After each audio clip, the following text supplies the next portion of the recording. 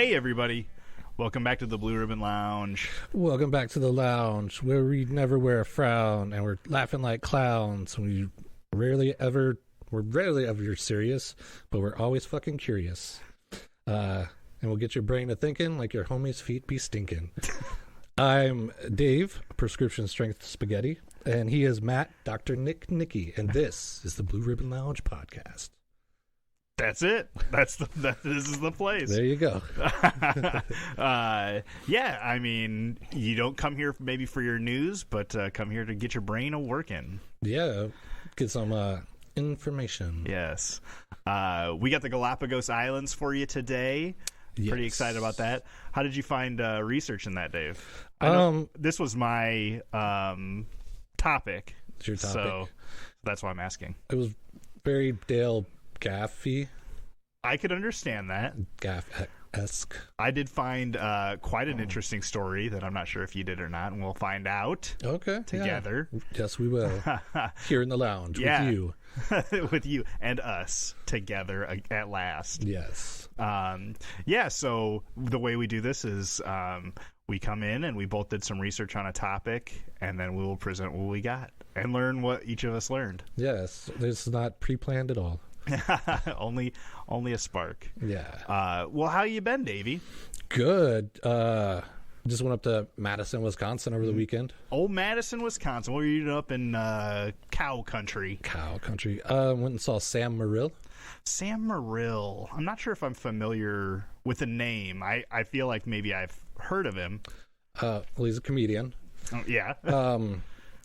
Probably what most people would know him from, but not know him from, is have you ever seen the movie The Joker? Like the one with Christian Bale? Or not Christian Bale, Joaquin Phoenix? Yeah. I don't think that...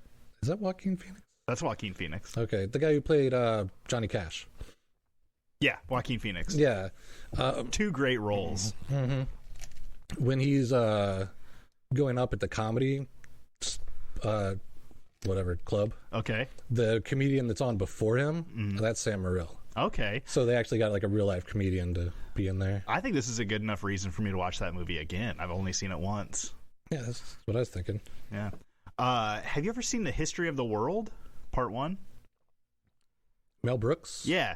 Probably a long time ago. Yeah. They just came out with on Netflix History of the World Part 2. Really? And it's like a TV series. It's pretty good. It's got a lot of names in it. Okay. But yeah, we've been watching that and Forever Ozark. Yeah. We haven't gone out to too many shows. We did see Jenny Don't and the Spurs. Okay. They were really good. I liked the guitar player. He made his guitar sound like a chicken at one point. It was like bark, bark, bark, bark, bark, bark, bark, bark, bark. Oh, that's cool. I can see that, like some kind of whammy action. Yeah, it was some sort of high string thing, and then he also made the guitar sound like a whip. Okay. Like a yeah. It was very like cattle moving country music, which I enjoy. Like the theme from Rawhide. Yeah, it was kind of like that. Awesome. But yeah, it's been cold and hockey season's finally winding down, so I'll get a little bit of time to go out and get out there. More. Yeah, it's worth it. Yeah, in Madison, I was surprised. I'd never been up there before, because I feel like Wisconsin is a big Midwest destination. There's a lot of There's a lot of things to do in a few places, I feel like. Yeah, because when we were up there, I kept saying, "Is it Spotted Cow?" Yep. That everybody's like, "Oh, if you're going, bring me back a case of Spotted Cow." Yeah, because it's like something with their distributor. I don't know if it's like a deal or something where they get more money or it's easier to do, but they can't export it. As like a regional thing, like a Yingling. Yes, exactly like that. Or even Fat Tire. Oh, really? Yeah, because I used to know a guy that lived in Ohio, and when I went there, I went to like his brother-in-law's house, and he's like, "Let's bring some beer," and I'm like, "Oh, I don't know if he's a beer snob, but Fat Tire's a middle of the road, easy one." Sure. Like, you bring it, they're like, "Oh, that's cool," but it's not like Heineken or something. I feel like my go-to for that is Blue Moon. Yes. That's kind of like a Well, at least it's a higher end beer for me. Yeah, I'm not a big fan of it, but Oh, okay. yeah, I understand. But they didn't have it, and they're like, "Oh, we have to go to Kentucky, which is like right on the border there." Oh, wow. Yeah, it was weird. That is pretty interesting. Yeah, it's weird how alcohol works like that. Yeah, but I mostly just did.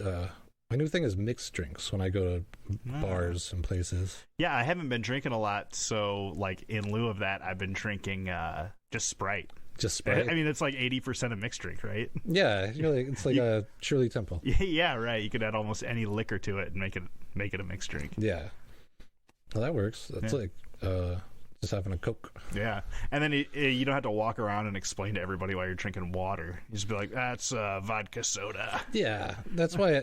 Not that I would lie to people. Non-alcoholic beers. Sorry, I'm a little raspy. Oh, it's okay.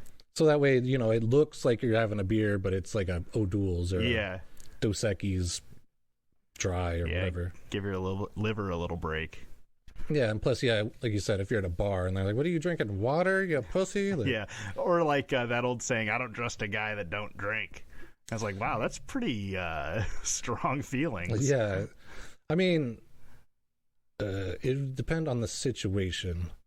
Like if you were at like a wake and they're like, "Let's do a toast," and you're like, I don't drink. Because you're not supposed to toast with water, right? That's like a thing. I think so, yeah. But it's also a thing because alcoholism is a thing. Like, because some people are just like, "Oh, I did one shot. Well, I'm off the wagon," and go on a bender and then fuck up their lives. Yeah, I get that. So now, everything's better in moderation. Yeah, that's why I always like to do a sober October. Yeah, for sure. Yeah. Or no fun November. I like drinking in October. I love drinking in October. Yeah, horror movies and fucking leaves. Yeah, sitting around a campfire. Exactly, staring at jack-o'-lanterns. Ooh, jack-o'-lantern. Mm-hmm. Shout out to the History of Halloween episode. Yes. That was a good one. Check it out if you haven't. Mm-hmm. Find out they were turnips. Yeah. That's not a big jack-o'-lantern.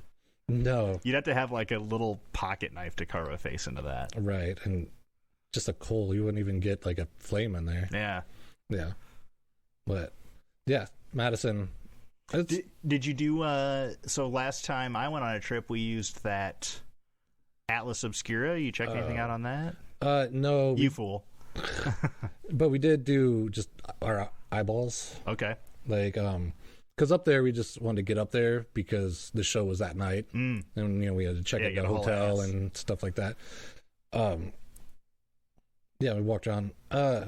Big cities. I think I could probably do that for like a year. Yeah, live in a big city because like there's something about city life where you can walk everywhere, and if you are drinking, you just bar hop, get like a drink here, and here.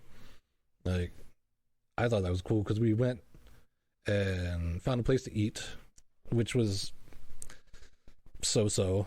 What'd you have? Burger. Oh, okay. It was like a smash burger place. But they had like, Parmesan crusted truffle fries, and we also got sweet potato fries with sriracha flavored mayonnaise or whatever. Okay. But the truffle thing, they must have just taken the oil and just went, "Oh, this is fancy." So they dumped a bunch on it. Like, oh God. Truffle oil, a little goes a long way. So I'm just like, Neil Day's like, "These are good." I'm like, it's a little dirt tasting. So dirt tasting. Yeah, it's like they just, this is fancy, so they like overdid it kind of thing. Yeah. But it wasn't too bad. That place, see, I'm not a big mixed drinker either, so I'm like, "Oh, can I get a Manhattan?" And then the lady comes back, she's like, "Oh, straight up or on the rocks?" So I'm like, "On the rocks." And then she's like, "Oh, bourbon or rye?" Like, oh God. Like, rye. And then she's like, "Sweet or perfect?" I'm like, perfect? Like, just make the drink. Like, I don't know. Like, to like an absolute newbie, straight up or on the rocks, you might not get, but on the rocks is with ice. Yeah. And then, what was the second one? It was like, the rye or the rye or the bourbon. Bourbon, yeah. And I wouldn't know the difference between the two. Yeah, I think, because I've been trying to like learn, I think rye most people prefer in like a Manhattan or like an old fashioned. Okay. But I probably could tell the difference. Yeah. And then I don't know what sweet or perfect would Yeah, be. I've never heard that one before because I'm like, the second one? Because I didn't want to like super sweet.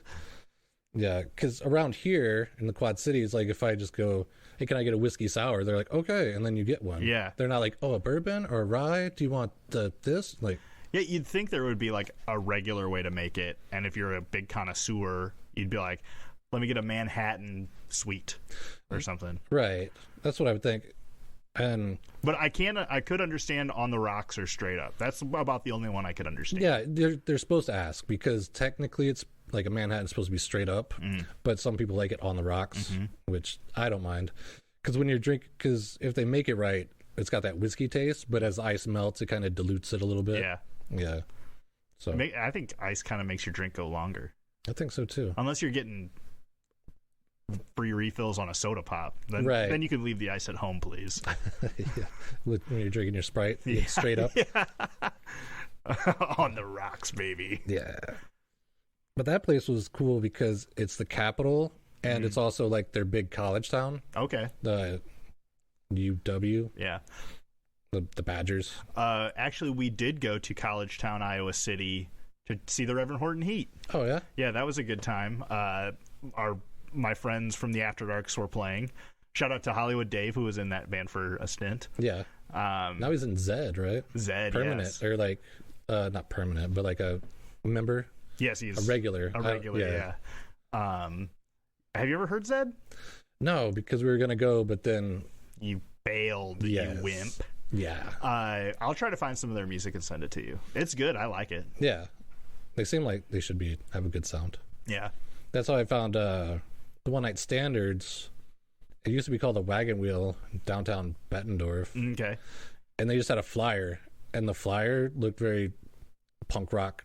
There's like a car doing a wheelie, and like, and like the One Night Standards thing was kind of like a ransom note kind of looking font. Oh, okay. And That's I'm like, cool. That looks cool. Who are these guys? Yeah. And when I checked them out, I'm like, oh, definitely a winner. Yeah. That's a big thing about art on a CD or a poster. Like, I feel like you need to have specific art, or else you show up to a show and you're like, what the fuck is this? Right. Yeah, if it's just some text on a piece of paper. Yeah, Molly Hatchet got me with that a couple of times. Really? Because they have just sweet fantasy metal graphics, but they're like a classic rock band. Yeah. Aren't they the ones, Molly Hatchet, that won MTV the first year they had the metal award? It was like, I don't know, like Metallica, some hair band, and then like Molly Hatchet, and then Molly Hatchet ended up winning, and they're like, how did they win a metal award? Yeah. Yeah, it was something, or Jethro Tull maybe. Jethro Tull. Yeah, it was something weird where it's like they beat Metallica when like the Black Album just came out. What? Yeah. That's wild. It was crazy. It just showed they didn't know. Well, yeah, and that's like my wife's a way bigger metalhead than me, but she always talks about how, like, I think it's Led Zeppelin was like pretty metal before metal was a thing. You could argue that, I guess. And I could be wrong, but there's some classic rock band that she's like, this is where things started to get metal. Yeah, because they were like one of the first like trash your hotel room, drive a car into the pool kind of bands. That's so cool. That's kind of rock and roll. Fucking hella rock and roll. Yeah. Oh, what else is going on, Dave? What else is going on? If you got a birthday coming up or something, shoot us a message on Facebook, and then we'll throw it into the pod. Yeah, we'll give you a shout out. Yeah, for sure. I like to bring our friends up for sure all the time. Yeah. Speaking of shout out Jam Show. Oh, Jam Show. Yeah, your other podcast. Yeah, well, and you know what? That's probably why I haven't been getting out and about. I'm doing a podcast a week, but double duty. Yeah, 2 different podcasts bi-weekly. The Jam Show's got Justin X on it, if you've heard the mind control episode. Yeah. And we pretty much just try to better ourselves and just kind of bullshit and a little bit of politics here and there. You do a current events thing. Yeah. But you did there's like some thought exercise where you think of a number. Oh yeah, think of the amount of money you want to be making next year. Is that what it? I thought it was like a number to be like I don't know, maybe to make next year, but in my mind, I just kept thinking enough, like, what do they call it? Fuck you money. Yeah.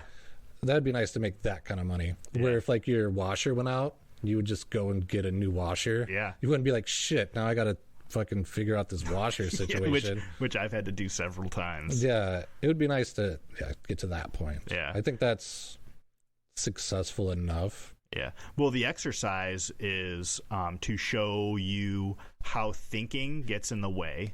So spit out a number. What do you think would be the ideal number for fuck you money? A year.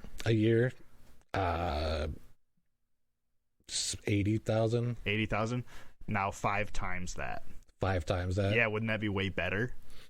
You could think that, but then there's more hassle.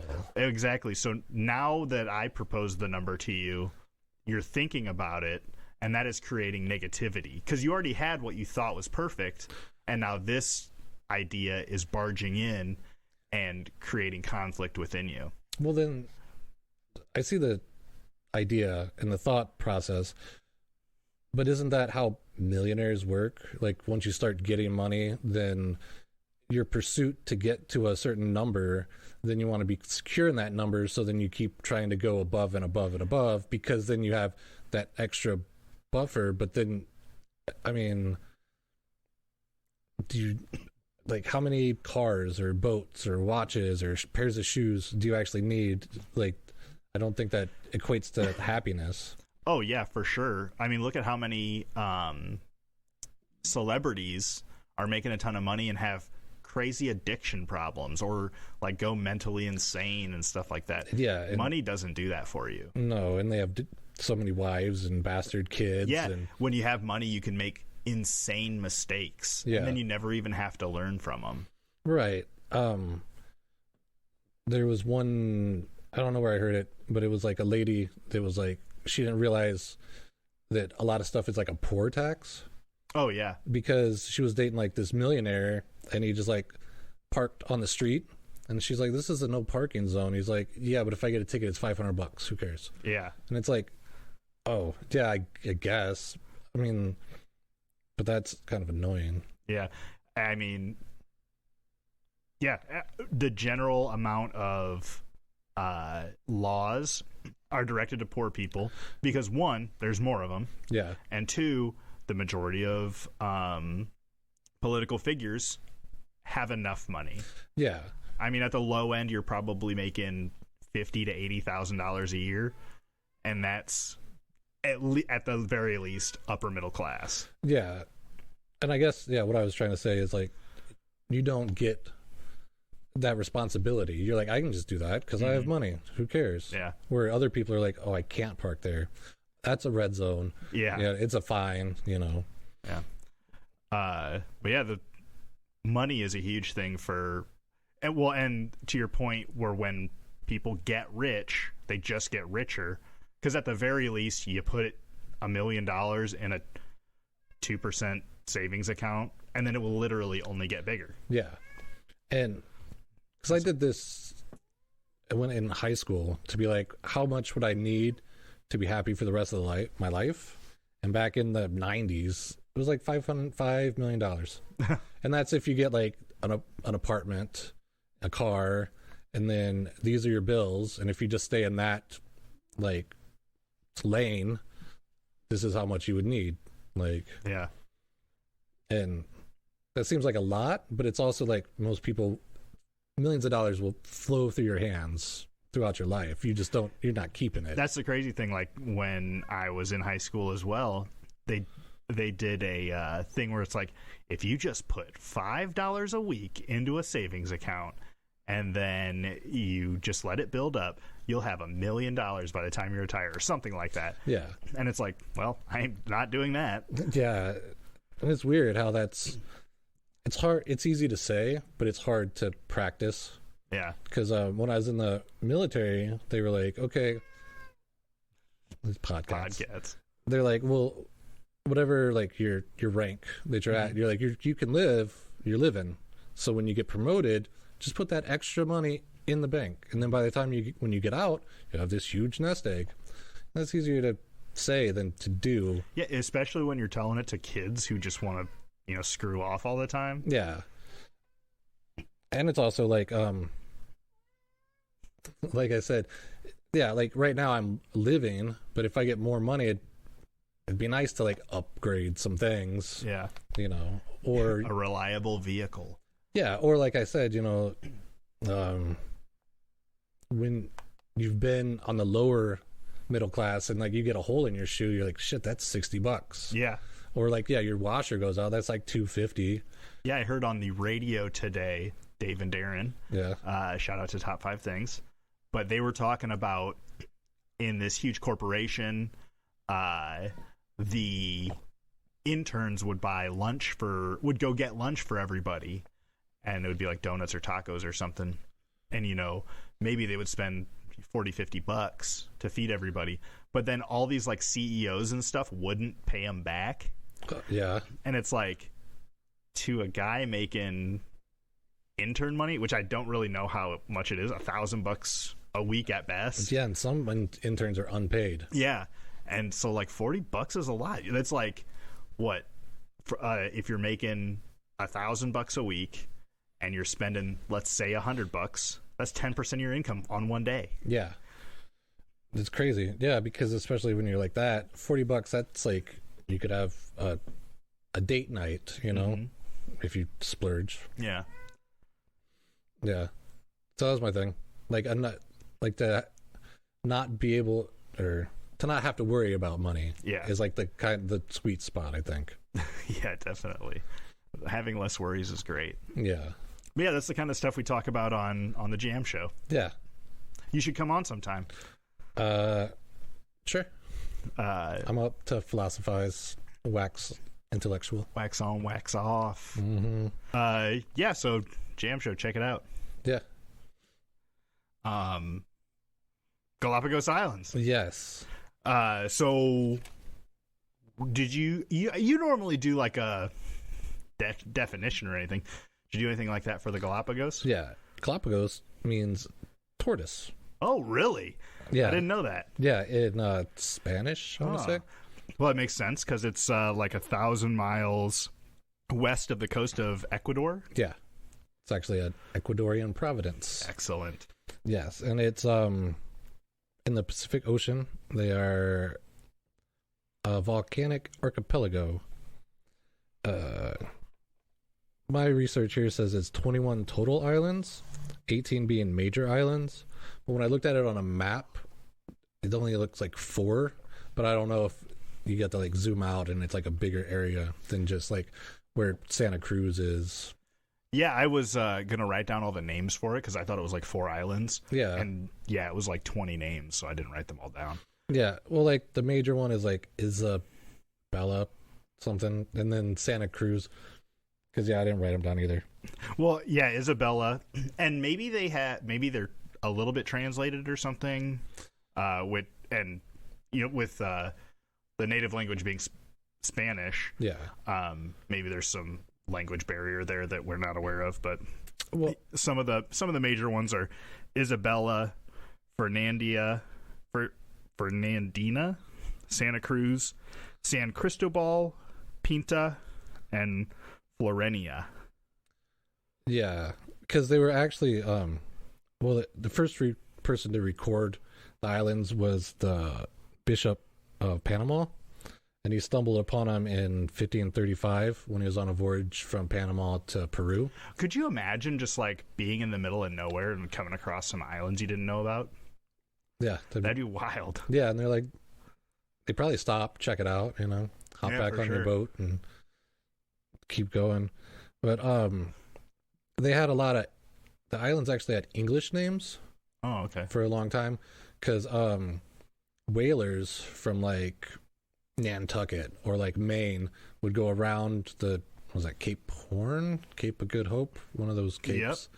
And then by the time they got around South America, they were pretty much depleted of their food. So they would stop at the Galapagos and collect a bunch of turtles. Yeah. For like turtle soup and stuff like that. Yeah, and if you keep a turtle upside down, I couldn't tell if it was they'll stay alive for a long time without food and water, or they'll at least stay edible Yeah. for a long time. Yeah, because they actually, some of the species of tortoises, they actually, like, ate into extinction. Ugh, God. Yeah. But also, there's an anecdote where on one island, they thought these turtles got eaten to extinction, but then later on, when they're studying another island, they do DNA tests on the tortoises. They find out that they're part, like, these other turtles. I think it was the Pinta turtle. That one died out. I have a story about that. Oh, okay. Yeah. But there was other tortoises where they find, this is a half this kind, half that kind, because they must have, like, either collected too many and then just, like, either threw them in the water and they washed on shore on these other islands, or they stopped and, like, let them go. Yeah. Well, there was also the problem of, so you have the spot where you stop all the time to eat turtle, and so the whalers were also bringing goats to these islands, so that, you know, you'd pick up a couple of turtles on the way there and pick up a couple of goats on the way home, and get a little bit of variety.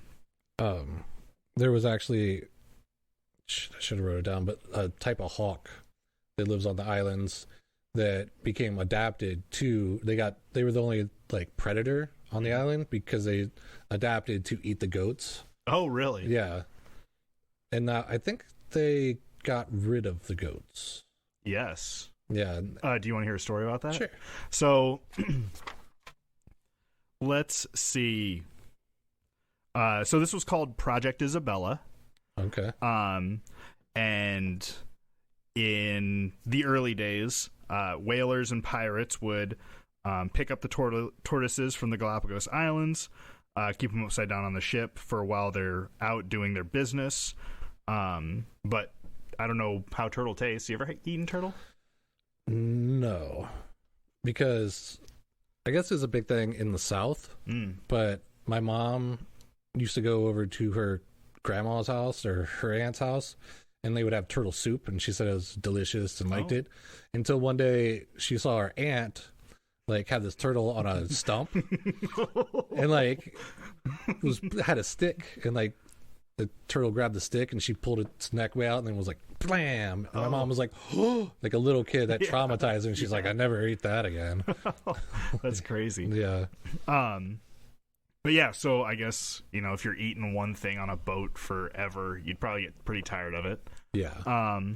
So they started bringing these goats to the islands so they could kind of swap them in and out. Yeah. And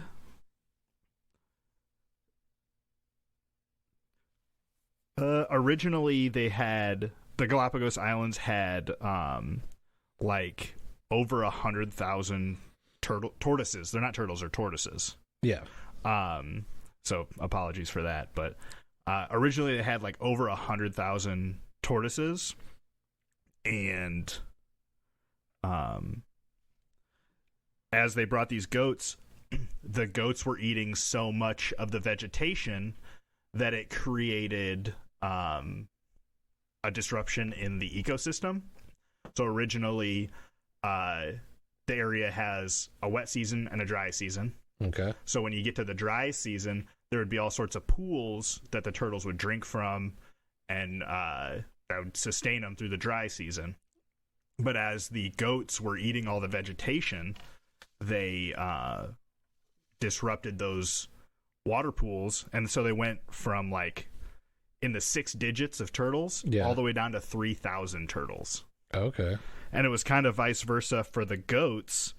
The goats went from, you know, like a couple hundred, and they just blasted up to like 6 digits worth of goats. So the goats were just like built to live anywhere, right? And the tortoises were hanging on by a thread to this like perfect ecosystem. Yeah. At one time, the scientists were there, and they said, "Hey, we got to figure out this situation, or the goats are going to make the turtles go extinct." And you had arguments for both sides. The goats didn't ask to be there. Right. People were putting them on the island, but the tortoises were originally there, and you know, they were only there. So they decided to get rid of the goats. And when you get rid of goats, first thing you do, call the military. Yeah. And so they would put gunners in a helicopter. Oh. And they would fly around, and the helicopter would like scare the goats into a herd, and they would just have guns out of each side, just mowing them down. Yeah, just blast them with machine guns. And that worked, and that got rid of like 90% of the goats. All right. Effective. Yes, but eventually, I think it was 98% of the goats. But eventually, that 98% of the goats like started building back up. Yeah, because apparently goats screw like rabbits. All right. And then they also started adapting to whenever they would hear the helicopters, they would run and hide. Oh, okay. So they stopped being able to be found. Right. So what scientists did is they would capture some goats, generally female. Right. Because if you have a goat, you can follow it to other goats. They're a herd animal. Yeah. So they would capture a goat or a couple of goats, fix them so that they couldn't have babies. Right. And then they would give them a shot so they would be in heat for like 3 months. Oh. So they were like constantly needing to find other goats. Yeah. And I think they would put tracker chips in them, and they would follow these goats. They called them Judas goats. All right. Because Judas ratted out Christ. Yes. Yep. And this goat is ratting out its goat friends. Yes. Without knowing it. What a Judas. What a bummer. And so they would follow these Judas goats to wherever they were found with the other goats. Yeah. And mow them all down except for the Judas goat. All right. And then you give it another week or so, and you follow to where that Judas goat is. Mow down all of his friends. Right. I couldn't imagine how traumatized these Judas goats were. Right. Just every time experiments, and then every time you get a family group together, they just get shot in the head. Yeah. And that eventually got rid of 99.9% of the goats. They just let the Judas goats live out the rest of their goat days. Oh, like a retirement plan. Yeah. You good work, Judas goats. Yeah. So yeah. With the goats finally being defeated, actually the is it flora and fauna? Is that both plants or is fauna animals? Fauna is animals, I believe. Yeah, so the plants and stuff actually grew back quite quick. So now the Galapagos tortoises are doing much better. Yeah. Speaking of tortoises, did you see anything on Lonesome George? No, I didn't. There's a giant tortoise, a Pinta tortoise, that became the last of his species. Mm-hmm. And in 1972, they herded him into an enclosure. Like, it's a big area. It's not just like a little cage. Mm-hmm. But he lived there until 2012. Whoa. Yeah, and because these tortoises can live to be like over 100 years old. Yeah, they said he was like 80, but I think he was older than that. Yeah, because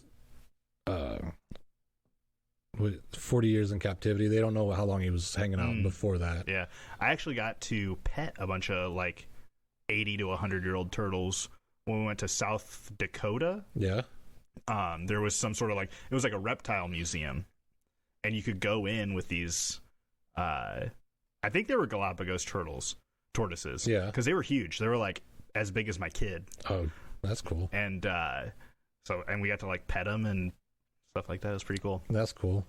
Yeah, because his handlers, like I said, he was in captivity for like 40 years. So that was like their whole career was just taking care of this one tortoise. And there was this one guy who every time he'd walk in, George would like lift his head up and like have to get his little scrunches in. And he passed away in 2012. But during the whole time they were trying to find another Pinta tortoise. Mm-hmm. Like, because like in other zoos and then just like in just on the island. Yeah. And I think they found some half ones. And they would try to introduce him to him, and he just like didn't really want anything to do with any of the females that they tried to get him to mate with. Yeah. And so you got to see the last of his species like die off. Yeah, what a crazy thing to think. Yeah, but they sent him to the American Museum of Natural History to be taxidermied. Ooh. Because they were really well known for, their animal displays. Okay. Like, if you go to any museum, like, chances are they had a hand in doing the taxidermy. Oh, that's cool. Yeah, and I saw this, there's a documentary about how they did it, and, like, how they took really great care in doing it, because they knew that he was, like, a symbol of, like, okay. The handlers and the Galapagos, he was like, it's an icon. Mm-hmm. So, and then on top of that, to be like a species that the world got to watch go extinct, which kind of like brought conservation like into people's minds. Mm-hmm. And the guy was sculpting it, and then getting like scientists to come and be like, okay, well, right here there's actually a tendon, so this part needs to look like this. Oh. And then once he like, sounds gross, but like started putting the skin back on, and then like seeing where the folds were and like where the worn spots, and like just working like clay underneath. And then he like had to match the dirt, and he took all this pride in doing it. Like, he was like a true artist. Yeah. And when they sent it back to the Galapagos and they had their unveiling, the one guy that was his handler for all these years just like lost it, and he's like, it looks like it's like hadn't passed away. Oh, my gosh, that's crazy. Yeah. So I thought that was neat. Oh, for sure. And also unfortunate, there's a weird line between like how comfortable should people be able to live and eat tortoises, versus, got to protect what can't protect themselves. Yeah. And especially the thing that got me in this research is it's supposed to be like this pristine island with like 9,000 species, and those are endemic to the island, which means they're not found anywhere else. Because there's like, you can be native to a place, like you're a native, like if you're a Native American, but there's also people who are native Africans or native Chinese. So you're not endemic. Like, humans don't just live on this one island, but 9,000 species just live in and around these islands. Yeah. And I don't know exactly if these are endemic or not, but on the islands you'll find penguins, iguanas, tortoises, blue-footed boobies. Yeah, those are the penguins are, because of the species that they are, and they're the farthest that penguins go north. Oh, okay. Or like, and blue-footed booby is endemic, and then the marine iguana is the only iguana on Earth that swims. Oh, that's or cool. Like can dive. Yeah, not the other ones. My swim. dad had an iguana, and he would put it in his swimming pool, and it would it has never been in a lot of water before in its life, but as soon as he put it in the pool, it was like it knew exactly does what that to wiggle do. thing. Yeah. But I guess the aquatic iguanas, they dive and they can hold their breath for 20 minutes. 20 minutes, damn. Because they live on a volcanic island, and so the only vegetation is like seaweed. Oh. So they have to go down, and then they just and then climb back up, and then sleep on the beach and get all warm and recharged, and then jump back in. Yeah. So like you said earlier, the islands were created by volcanoes, which 13 of 21 are still active. Yeah. If you were to go and visit, you can like check out lava tubes. Yeah. Which is like the lava flows through, and the external lava cools and creates like a rock tunnel. Yeah. I've seen a couple of those. IRL or just on TV? On TV when I was looking at this. Because that's what, like, it's a pristine island, but there's a permanent population of 33,000 and a tourist population of over 200,000 that come to visit these islands every year. Yeah, some of the things you can do are you can see all the animals. I think they let you like pet sea lions and stuff, which would be crazy. I don't know that, because the thing I saw, because the animals were so isolated, they have no fear because they didn't really have predators. Yeah. And there's signs all over that says like stay at least 2 meters away. Oh, okay. But I mean, some stuff and like tourists are breaking those rules. Yeah, like some stuff I'm sure you can touch a tortoise or pet a sea lion, but most of the things I saw, they were like, these kind of leave the animals to their own thing. Yeah. And then another thing you can see is it's called the Wall of Tears. Okay. And it's on one of the islands. It's on my notes here. It says on the island of, and then it ends. So okay. I didn't see which island it was on. I didn't write it down. But in 1945 to 1959, this wall was built by Ecuadorian prisoners. Yeah. And there was like so many accidents and lives lost while they were building this wall. They say if you go, you can hear the cries and wails of the workers who died building it. Jeez. Yeah. And I was trying to look up more of it, but the internet is so saturated with words. Yeah. I couldn't find exactly like what the prisoners were doing there. Was it and why they were building this wall? Oh, okay. Things like that. I couldn't find that information, but maybe a future episode. Yeah. That's interesting. But yeah, the things like a refuge. So a lot of the islands you can't go on, which is cool.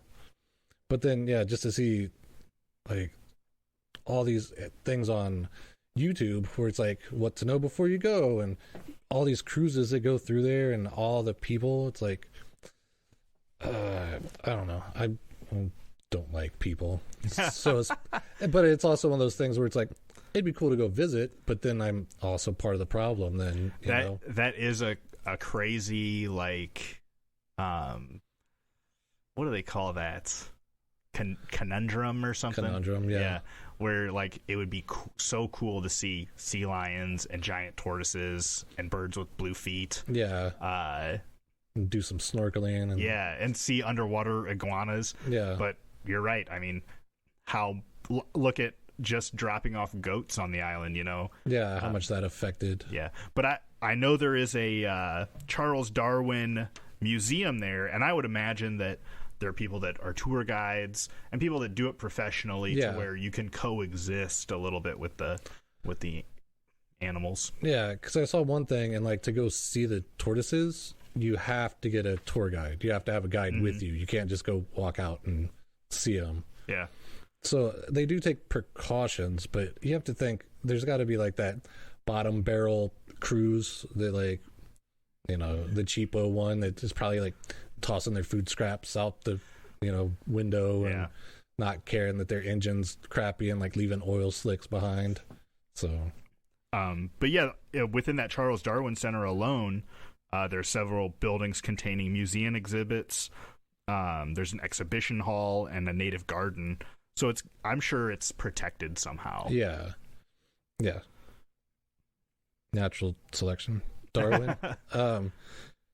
Yeah, because he made it famous because of his on the origin of species. Mm-hmm. Because the tortoises, because he noticed that on the islands where there was like ground vegetation, they had rounder shells, not humps, and smaller necks because they're just on the ground, nom nom nom, and like protecting themselves from predators with the round like shell. But then ones that lived on islands with sparse vegetation grew like a saddle kind of shell, because they had longer necks, and they had to like be able to lift their necks up, so the shell had to be out of their way. Oh. And then also the finches were the big thing, because they're the same bird, but they evolved differently to have different shaped beaks. Okay. Yeah, like between the different islands, like one would be short, but they would be the same exact shape as like a long one, but it would be shorter. Yeah. And then there's some that like develop like a hook bill. And then there's a vampire finch. Oh, whoa. Yeah, it jumps on the backs of bigger birds and then somehow like gets blood out of them. Oh, God. While the birds are just like moving. It's weird to see, because they're just like pecking, and there's like this blood spot that they're just like sticking their beaks into. Like a flesh pecker bird. Yeah, like a woodpecker bird. Like, yeah. And one of them was like a woodpecker finch, but it would actually use a stick to stick it in the tree to get like the bugs out, and then like chomp on them. That's what's up. Yeah, using tools. Right. The thing that I got caught off guard with in my searches was, had you heard anything about Dr. Frederick Ritter? No. So in 1929, Dr. Frederick Ritter, who I believe was a dentist, and his partner Dora Strauss, they knew each other for quite a while, with Dora being a patient of Dr. Ritter's in Germany. Dora had a case of multiple sclerosis, and maybe he wasn't a dentist because of this part. All right. But the doctor said that when she was a patient of his, Dr. Ritter said that she could overcome it by sheer will. Okay. They ended up falling in love and left their respective partners and started a relationship of their own. They decided to move to the island of Florenia of the Galapagos Islands. Yeah. Before leaving, Dr. Ritter actually had all of his teeth removed because he knew when he went on the island he wouldn't have a doctor. Oh, okay. You know, Dora would have a doctor in him. Right. But Dora's not a doctor, so dentures it is. Yeah. Well, he didn't even get dentures. He thought his gums would harden while being there. Interesting. And shortly after, which it was a good thing he did, because shortly after moving there, Dora lost all her teeth. Oh, yeah. And they had to be pulled out with like garden tools and stuff. Ooh. Just like what they had laying around. Yeah. The pair ended up clearing a lot of land, building a home, and they started raising livestock and built a garden. Dora's multiple sclerosis ended up getting worse, but still they stayed there. So that was 1929 is when they moved there. In 1932, Heinz and Margaret Vidmer traveled to Florenia with their 13-year-old son, and at the time, Margaret was pregnant. All right. So they took a kid and a baby eventually. Yeah, to the Galapagos. Yeah. And they believed that Dr. Ritter would be able to deliver the baby when they got there. And the reason that they moved there is as ships would pass the Galapagos Islands, I would assume they were still using it as some sort of port. The people would bring back stories of Ritter and Strauss, and they would bring back pictures and stuff like that. Yeah. I think with them being so like alone on the island, they started like not wearing a lot of clothes, and kind of it almost looked like they were living like a hippie commune type thing. Yeah, is what I think people started thinking, or like indigenous. Yeah. And then the Vidmers, they traveled there. When they got there, they didn't have anything there. Yeah, so they were living in a cave while they built their house. And Dr. Ritter did deliver their baby. Yeah. And as they were living there, food became scarce and fresh water not always available with there being a wet season and a dry season. Yeah. So it started kind of like really straining the living of there. Right. And then a few months after the Vidmers moved there, Eloise Basket de Wagner.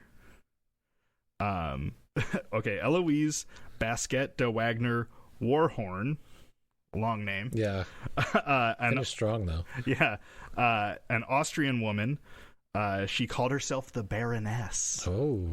And then two of her male companions. Oh, okay. And then also a Ecuadorian servant that they picked up on the way to the Galapagos. The Baroness had come to the island with hopes of building a hotel, with having, 3 men there with her. She was quick to build a homestead on the island. Yeah. Supposedly, the Baroness treated one of her man friends worse than the other, and that was Alfred. The other one was Robert. And Alfred would end up going to the Vidmers and complaining about Eloise and Robert a whole bunch, probably annoying the crap out of the Vidmers. Yeah. In March 27th, 1934, that's 2 years about after they moved to the island. Yeah. Eloise and Robert suddenly disappeared. Ooh. Margaret Vidmers told whatever detectives or whatever, I don't know who would have authority over that. Yeah. But especially in, the 30s. But Margaret Vidmer believed that they boarded a ship to go to Tahiti, though there was never any record of them arriving in Tahiti, and there was not even a boat scheduled going from the Galapagos Islands to Tahiti. Dora Strow claimed to have heard a shriek the night before their disappearance, and she said that there wasn't any ship that passed in that time. All the Baroness's and Robert's possessions were still on the island. Yeah. So they just picked up and left, if anything. As soon as they disappeared, Manuel, their servant, caught the next ship back to the mainland because there wasn't anybody there to pay him, I guess. Right. Months later, Alfred, who was the Baroness's other lover, right? He caught a fishing boat to take him to San Cristobal, and he was planning on getting a ship back to the mainland. But months later, the fisherman and Alfred were discovered dead on the beach. Ooh. On one of the beaches that was like uninhabited. Okay.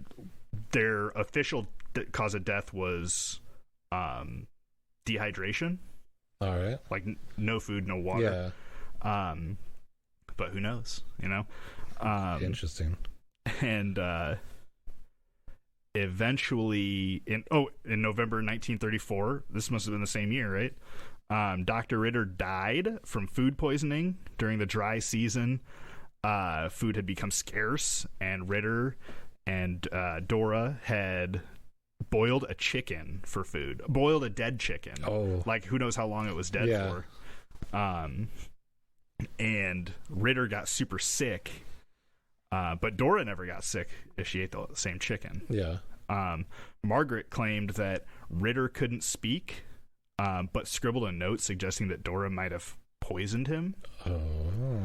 After the doctor's death, Dora left and returned to Germany, and eventually wrote a book and died in 1943.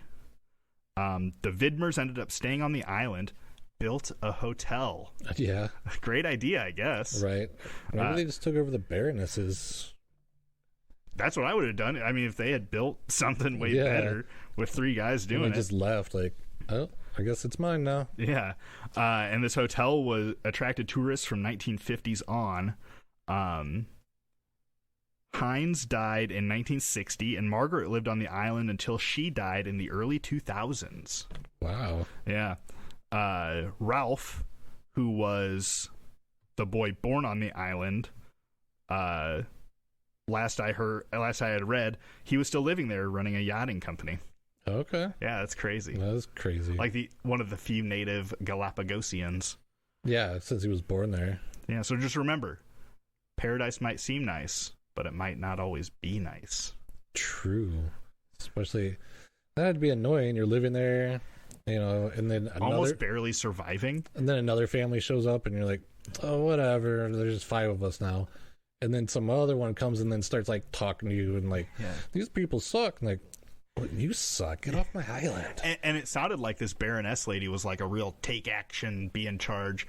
I had heard that she was claiming to like be the queen of the Galapagos. Yeah. And like she was in charge of this commune and this and that. And she really like was controlling the narrative, talking to boats and news people that were coming by and stuff like that. So yeah, she did. Yeah. I would guess. Yeah, I could see that also being like, even if it wasn't just the manservant or whatever, or her lover, everybody else on the island could be like, maybe she's gotta go. Yeah, right. Yeah, it could have been a collusion. Yeah. Cool. They have a post office system that's like hundreds of years old on the island. Yeah. and it's basically just this old barrel that they put on a post and like scribed post on it. A post barrel on a post. Yeah. But it's whalers set it up and to get information home, or like letters home. And what you do is you go and you write your address or whatever on there, and you put your letter in the barrel. And when the next boat comes by to put their mail in, if their return port is close to where your letter is going, they grab it and they deliver it for you. Oh, nice. And I think you can still do that when you can go and visit this post and like put your letter in, and if there's someone near where you're living, you can take their letter and go deliver it to them. That would be cool. Yeah. Just probably have a lot of letters to go through, right? I don't know. It depends on how many tourists, grab it. Yeah.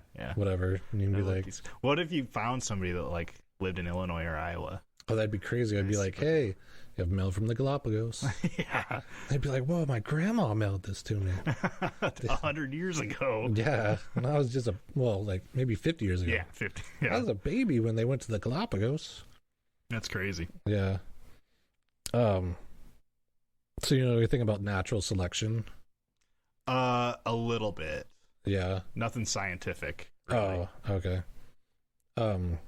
It's just, it's like the strong survive type thing. Yeah, right? the survival of the fittest, but I feel like that was coined later because it's actually just survival of the ones who can adapt. Well, yeah, like the beaks. Yeah, because, I mean, you might be a fast runner, but in certain situations, that's not the thing that's going to help you survive. Like if maybe you're your fur is a little lighter colored and you can hide in the snow better, then you don't have to try to outrun the fox. You can just hide from it. And so maybe you survive and then you can get the women. Oh, yeah. Yeah, and then like your offspring, there's maybe a light furred woman rabbit and then another light furred boy rabbit, and then before you know it, you have like a snow hare. Yeah. Going on. And it's weird to think that everything, like the tree goes back to one thing, one organism. Yeah. But I guess Darwin said one or many. Oh, okay. So maybe like whatever sparked life, there might have been like a handful of things. Yeah, there's probably like 100 little, what do you call them? Tadpoles that wiggled up onto land or something. Yeah. Well, or just like came into being because everything supposedly comes from fish. Yes. We were all fish at one point. Which is, I watched a lot of documentaries about how it works. Like learning how like an eye evolved is pretty interesting. Oh, okay. Because it's just like a cell that's maybe sensitive to light, and then it just becomes more sensitive, and that then you can tell like, okay, there's light, and so you're like, this is cool, turn this way, there's not light, so go this way so I won't be seen, kind of thing. But then if you like put that sensitive part like in a pit, like how the light shines in, you can tell which direction the light is coming from instead of just that there's light. Oh, so like if you're in a pit and the sun is coming up, you're able to tell it's on the east side. It's on this side, yeah, and then on this side or straight in front of you.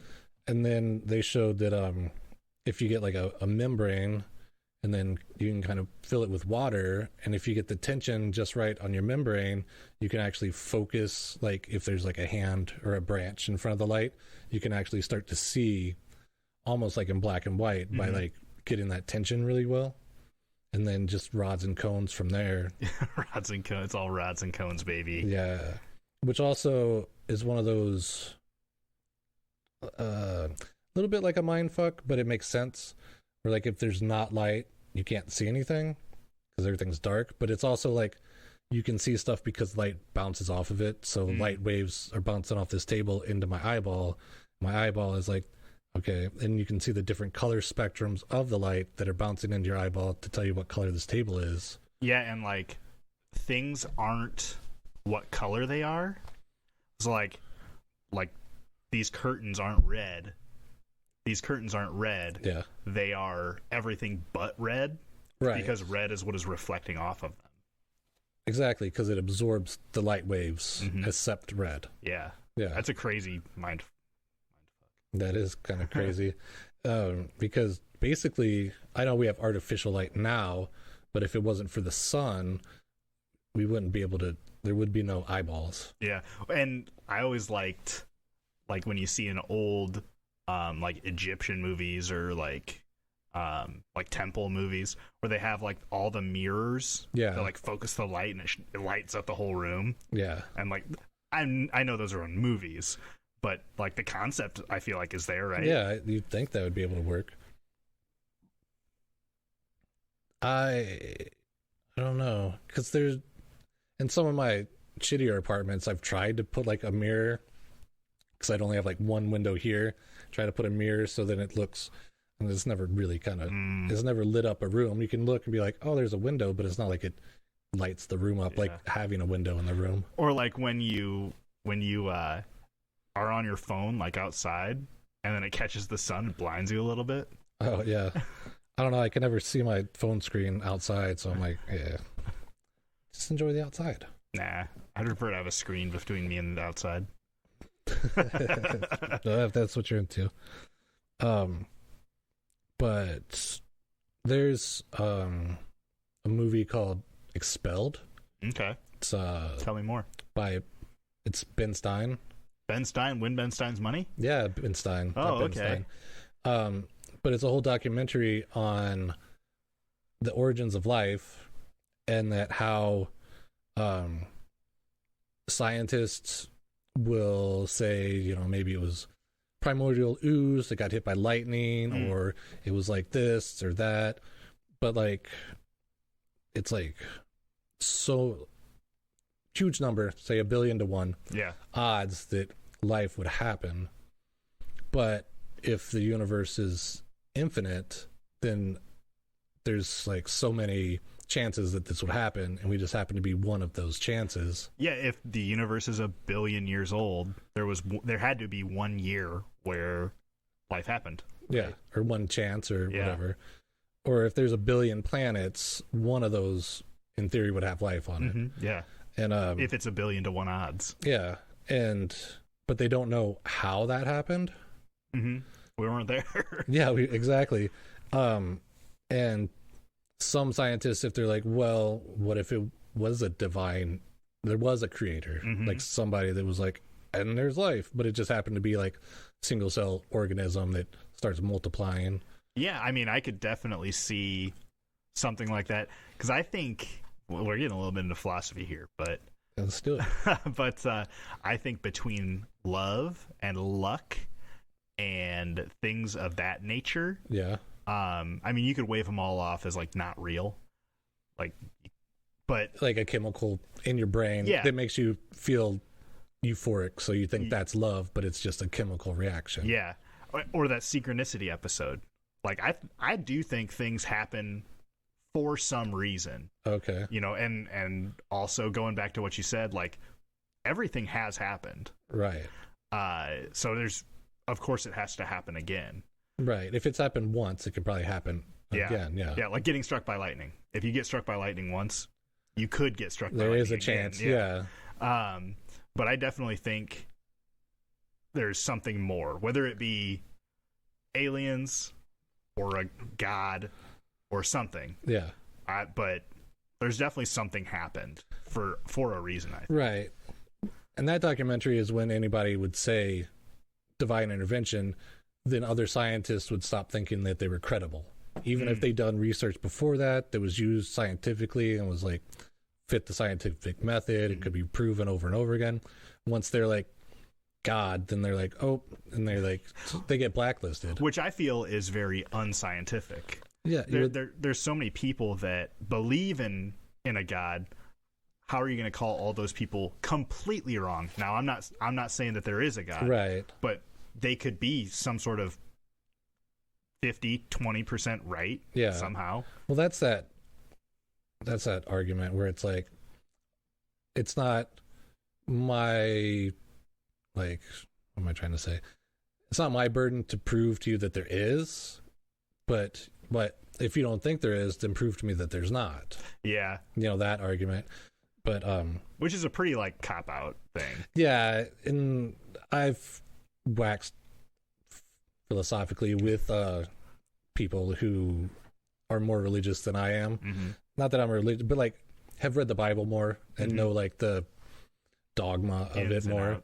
Yeah. And then eventually, if you just keep asking so many questions, eventually there's just gonna be like, because God said so. Yeah. Because, and then I'm just like, well, we ran into an impasse there. Yeah. And I think there has to be a certain level of faith in even science. Yeah. You know, like you can put numbers on a board of why there's a billion planets out there.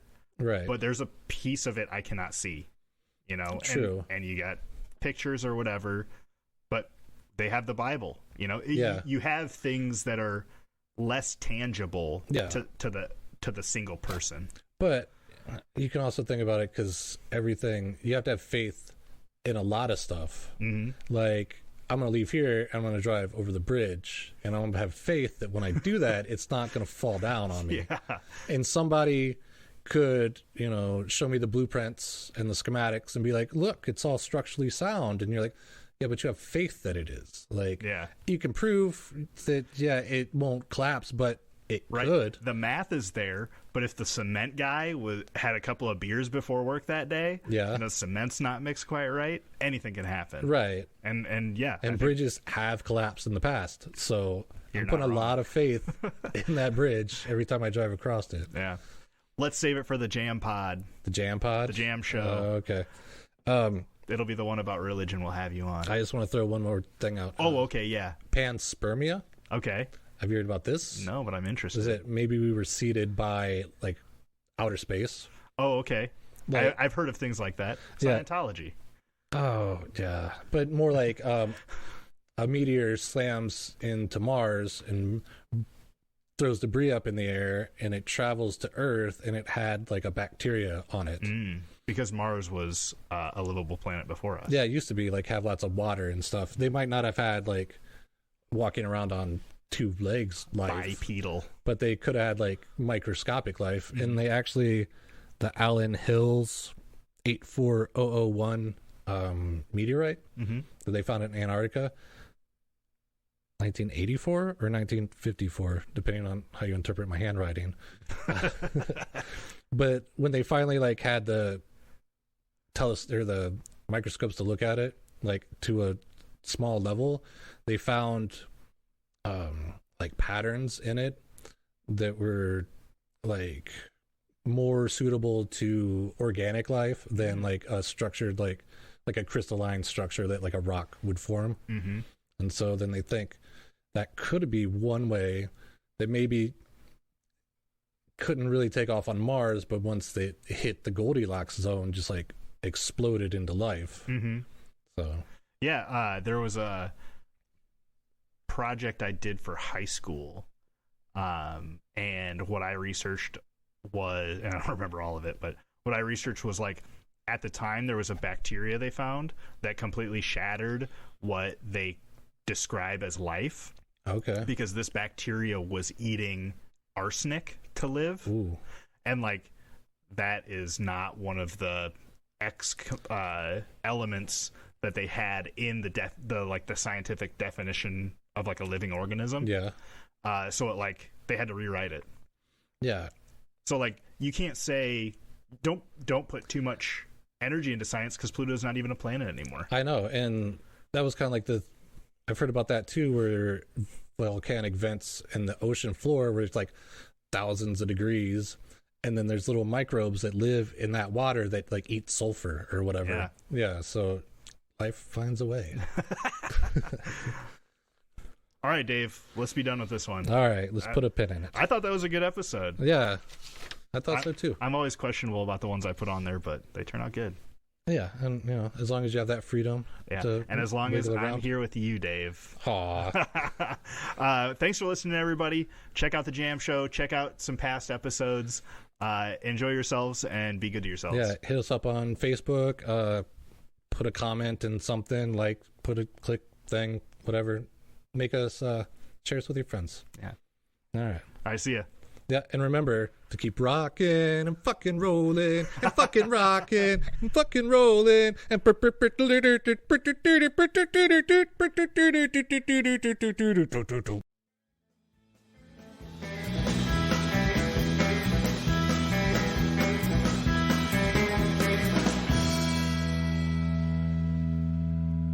this part of the podcast is brought to you by Kibbles and Bits.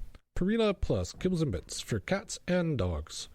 Feed them so they won't interrupt your podcast.